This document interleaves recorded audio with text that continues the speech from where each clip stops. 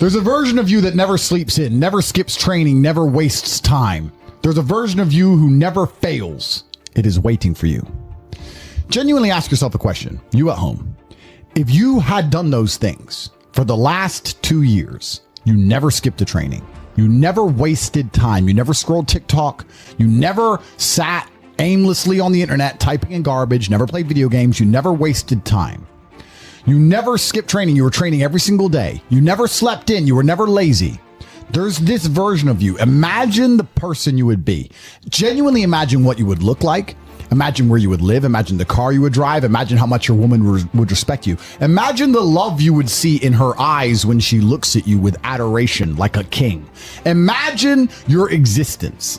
That person is waiting for you. And the only thing that's stopping you from being that person is your monumental laziness. You can have it. The universe is very giving. It will give you anything you work for. I've never seen somebody try for something with all of their might and not get it. The only people who do not have the things they want are the people who do not try for them. I've never seen a person wake up and say, my only dedication in life is to solve a Rubik's Cube and fail. You are not stupid. You are not incompetent. You are lazy and arrogant. It's extremely important you understand that that person is waiting for you and you are declining that version of yourself. In the multiverse, in the many different versions of the universe that exist, there is a version of you that does those exact things. And he is a greater person than you can even fathom. You can transform yourself into that guy. You can be a top G. That's exactly what I did. I knew who I was going to have to end up being before I became that person. My brother and I are not from rich families. We are not from advantaged beginnings. But I knew I had to be a big, strong, fighting billionaire. That's what I knew I had to be. Discipline is the key to success. If you cannot force yourself to do something you don't want to do, how are you ever going to put yourself through the suffering required for greatness? If you cannot force yourself to train when you do not want to train, if you cannot force yourself to work when you don't want to work, if you can't force yourself to not log into Pornhub or force yourself to eat right, how can you possibly ever become a monumentally successful person if you cannot control yourself long enough to do what must be done as opposed to what you feel like doing? The only people who get to live their lives based on how they feel are women and children. Children can cry because they feel like crying, as can a woman. A woman can start an argument because she feels like arguing, as can a child. A man must do what he is supposed to do irregardless of how he feels. That is the key component to masculinity, is discipline. If you do not have the discipline to dedicate yourself to anything, you are going to fail and be crushed by the people who can. If you only go to the gym when you feel like going to the gym, you're never going to be as strong as the people who go to the gym when they don't feel like going to the gym. That is a reality of life. So I train every single day. I've actually heard from some people saying, you overtrain. And I explained to them, one, I don't believe in rest. I'm not you. And I'm not broke like you are, Mr. Fitness Trainer, standing around the gym teaching people for $50 an hour. I don't need to listen to you. Secondly, I don't train because I want to get bigger. I train every day because it is difficult to train every day. It hurts. I don't want to. I wake up and I'm busy. I have other things to do. I don't feel like doing it. So I force myself to do it 7 days a week, 365 days a year, so that I know I'm the kind of person who can do what he doesn't want to do when it needs to be done. I am that man. And it is more of a mental exercise than a physical exercise at this point. How can you ever outcompete me if I can force myself to do the things I don't want to do and you cannot? Discipline is absolutely essential for success, and you need to get very comfortable and very used to the idea of understanding that on your path to greatness, there are going to be long periods of time where you hate what you are doing, where you are dissatisfied with the actions you must undertake, where you are tired, where you are stressed. That is why it is difficult. That is why most people won't make it. If the path was easy, everybody would walk it and it would lead nowhere. 100 people start the path, 99 fall off because it is difficult, and the one person who makes it to the end gets the gold. If all 100 made it to the end and the gold was divided by 100, it wouldn't even be worth anything. The difficulty gives it value. The fact that it is difficult to do is the key component into the fact you want it in the first place. If it wasn't difficult, everyone would have it and you wouldn't want it because no one would respect it. It's supposed to be hard. Life is supposed to be hard. You're supposed to think this is terrible. You're supposed to suffer and smile through the pain regardless. Discipline is the key to success in all realms as a man. And if you lack it, you stand no chance. You can give most people a roadmap to success. You can give them a Ferrari with a full tank of gas, and a lot of people still wouldn't make the destination because they would say the drive is too far away. quitters. They don't have the discipline. You can tell them exactly how to do it. You can give them the mechanism to get there, but they don't have the discipline to complete the drive and end up at the destination. That is the majority of Earth. This is your competition. People who, even if they are told what to do and people tell them exactly how to do it and help them do it, still quit, still fail because they lack discipline. Even me, with my monumental powers, I can't make a quitter successful. It doesn't matter how good I am. It doesn't matter how easily I make it for them to succeed. It doesn't matter how compendious and concise and powerful the real world is. It doesn't matter how much I text them and motivate them, how many emergency meetings I do to try and talk to them and hype them up, how much motivation I give them. It doesn't matter what I do. If they are a quitter, guess what they're going to do? They're going to quit. No matter how simple the map is to read, no matter how fast the Ferrari is, somewhere along the drive, the sun's going to get in their eyes, and they're going to sit there and go, I don't like this, this is hard, and they're going to quit. Quitters are the number one type of people that nobody can help. If you're a quitter, I can't help you, life can't help you, God himself cannot help a quitter. So if you lack discipline, you lack the very basic building block to any type of success which exists on the planet. By every single metric which can be measured with science, you are going to stay a loser and a failure. The key is to keep training. If you train hard every single day, you don't have to worry about a little bit of vitamin C. It's true. If you don't train and you don't smoke, you're still going to be a... Yes. The answer is always hard work. As soon as you are granted life, you are guaranteed death. What you do in between is up to you. You are all conscious. That could end tomorrow, that could end in 100 years. But the time between the beginning of your consciousness and the end of it is completely up to you. Training is never the wrong decision. If you're in jail, you should train. If you are free, you should train. If you are rich, you should train. If you are poor, you should train. If you smoke, you should train. If you don't smoke, you should train. If you drink, you should train. If you don't drink, you should train. You cannot escape that hard work is always the correct decision. There is no time in any scenario when working hard is going to be the wrong answer. You should always try your very best in all things.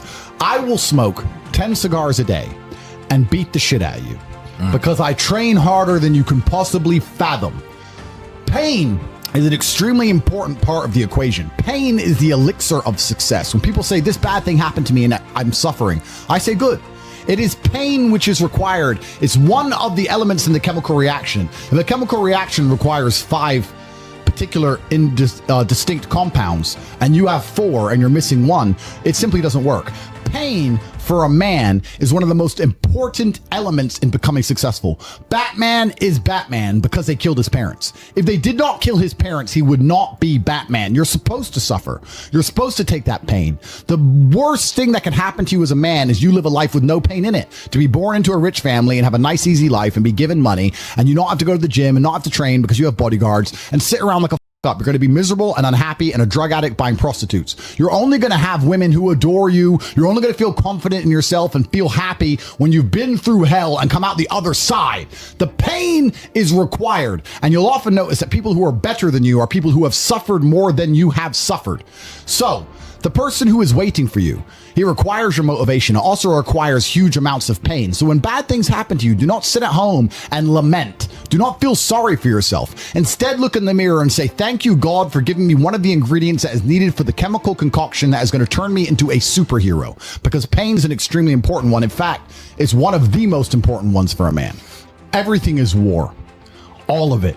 Sitting in the commute without losing your patience is war.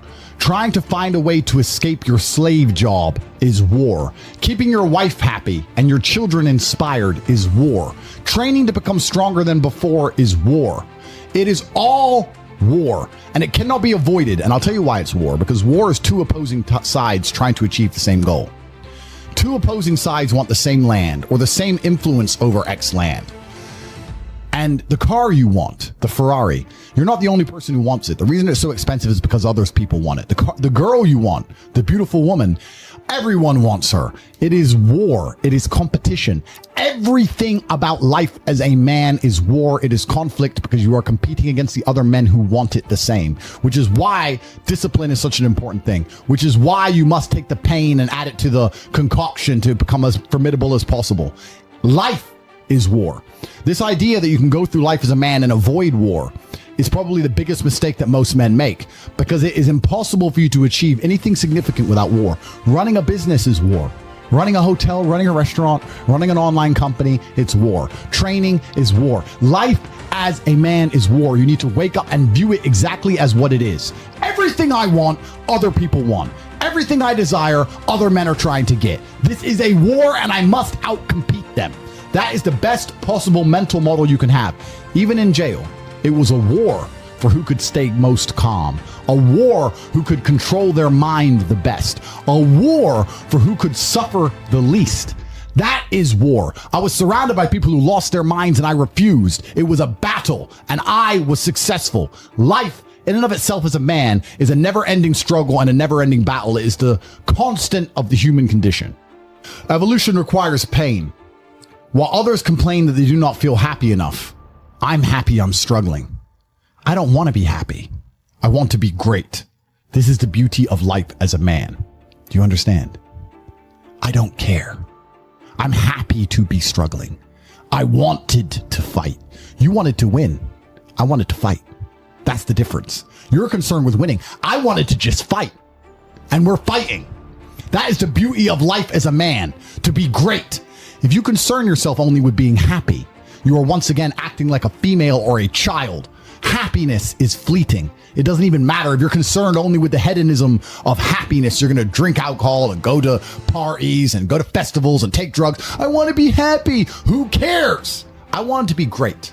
I want to be great all of the time. And let me ask you a question as a man at home, genuinely, truthfully.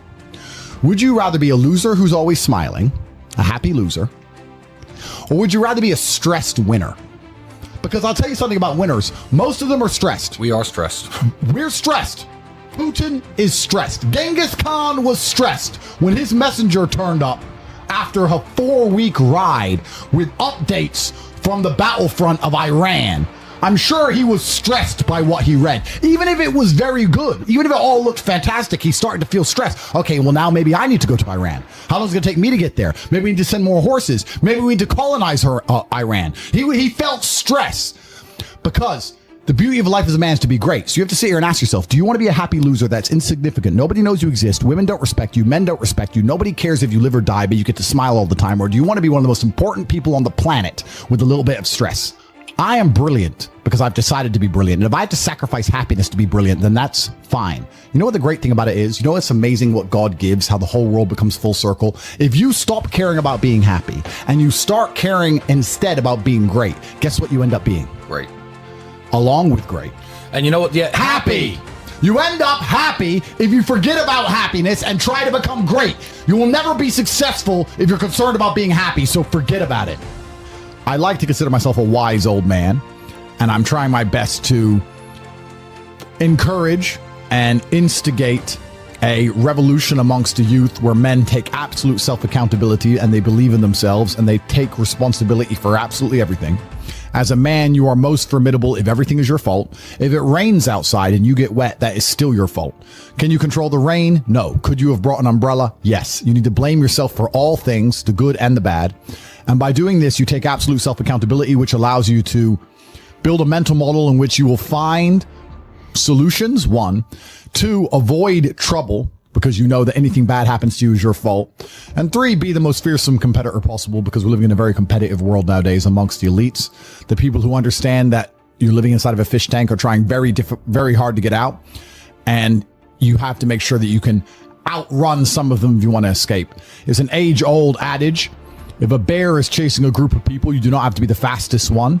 You just have to be faster than the slowest. The slowest person is going to die. So as long as you're ahead of the majority of people, you stand a very good chance of avoiding slavery. Being a powerful man isn't always about furious anger and instilling fear. As enemies attempt to attack your energy and lower your vibration, understand this. Power is untouchable. Power may notice, but it doesn't care. Sometimes power is simply not giving a f***. being a powerful man isn't always about furious anger and instilling fear, meaning sometimes it is.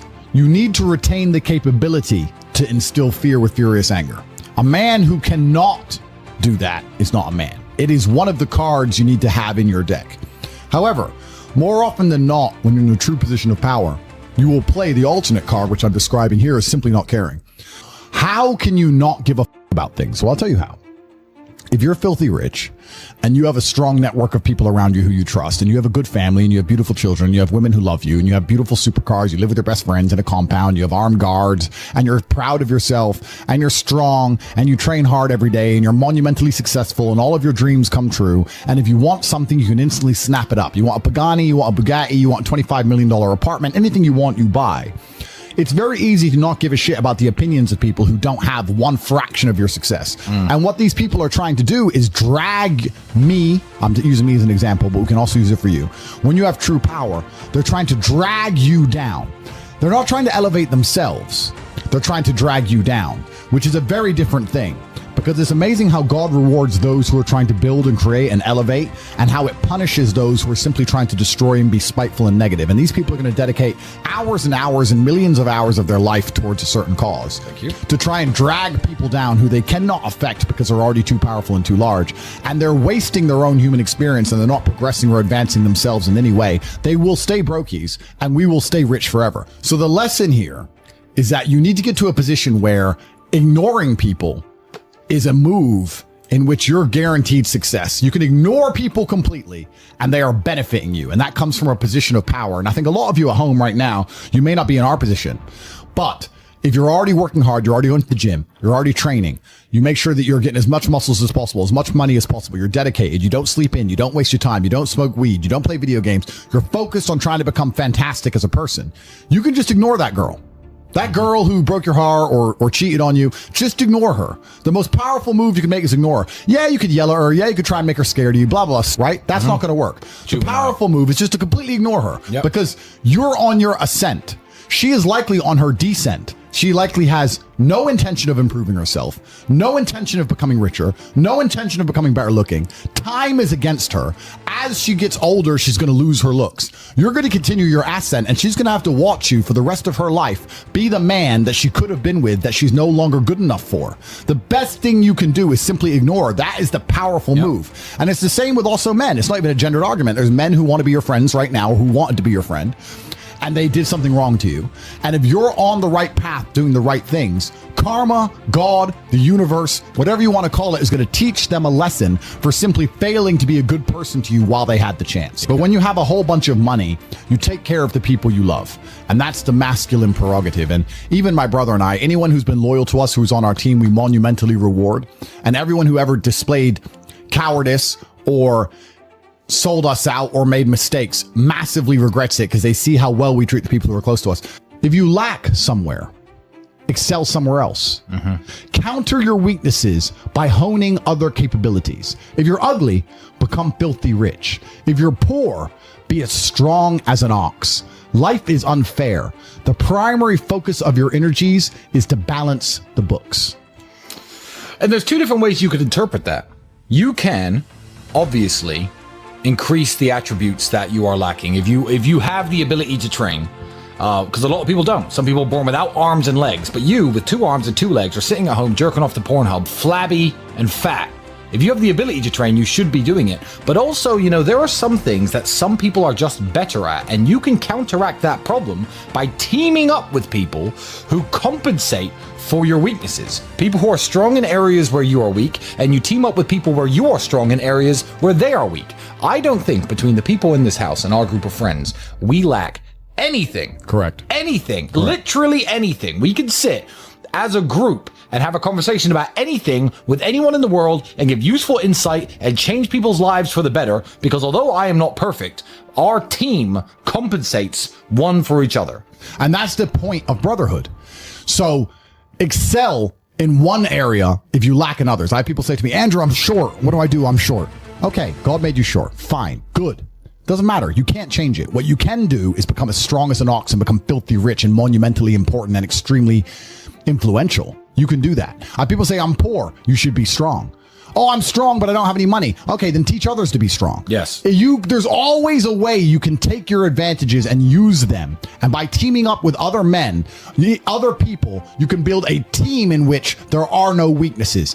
So if you have a disadvantage, you also have somewhere God has given you a distinct advantage over others. And it is your duty to excel in that realm. It is your duty to become so monumentally influential and powerful within that specific criteria in which you have the capability to be brilliant, that your weaknesses no longer appear because they can be simply overshadowed by your network or overshadowed by your absolute competence. By constructing the correct mindset, you can be in the exact same scenario you're currently in, living the exact same life with a different mental model in which you view the world, and you will not only feel more powerful, you will be more powerful, you'll achieve more amazing things, you will be greater, you will be happier. With the same car, the same woman, the same house, the same income, the same everything, but your mind changes the lens in which you view the world. Lenses change things. Rose-tinted glasses, perhaps dark glasses. You can put glasses on, change the lens, and you can view the world differently by changing how your mind is constructed and put together and the way you view the world. That is the point of mental Aikido.